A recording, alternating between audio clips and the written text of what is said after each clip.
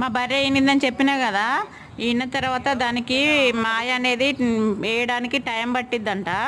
అయితే ఆ మాయ వేయాలంటే దాని కడుపు నిండా మేత అనేది ఉండాలంట. అయితే గడ్డి వేసినాము, గడ్డి వేసినా కూడా తిన్నా కూడా దానికి కడుపు నిండలేదు.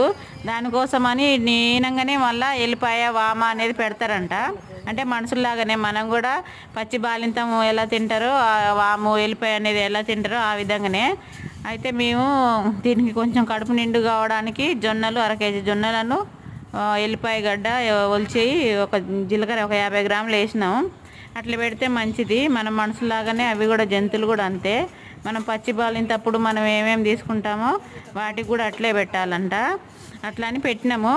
పెట్టిన తర్వాత చాలాసేపటికి వేసింది. అయినా సరే అది ఈనంగానే మాయ అనేది వేయలేదన్నమాట. పొద్దుడు పూట 5:30కి ఈంటే మళ్ళా 11ంటికి అట్లా మాయ అనేది వేసింది.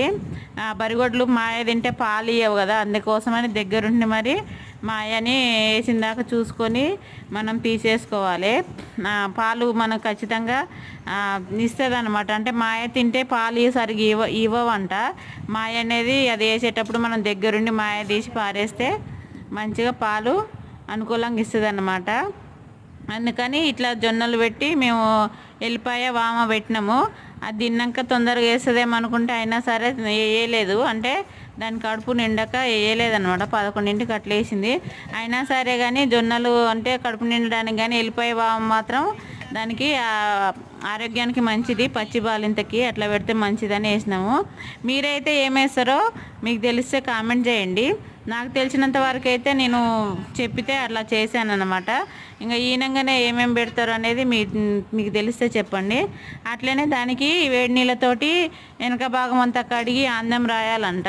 అట్లనే వెనక భాగంలో వేడి నీళ్ళతో కడిగి అందం అనేది రాసిన దానికి నొప్పులు తగ్గడానికి. మన మనుషులమైతే మనం ట్యాబ్లెట్లు అవి వేసుకొని తగ్గించుకుంటాం, కానీ వాటికి చెప్పలేవు కదా. అందుకని గోరెచ్చని నీళ్ళతో కడిగి అట్లా అందం రాస్తే నొప్పి అనేది తగ్గిద్దంట.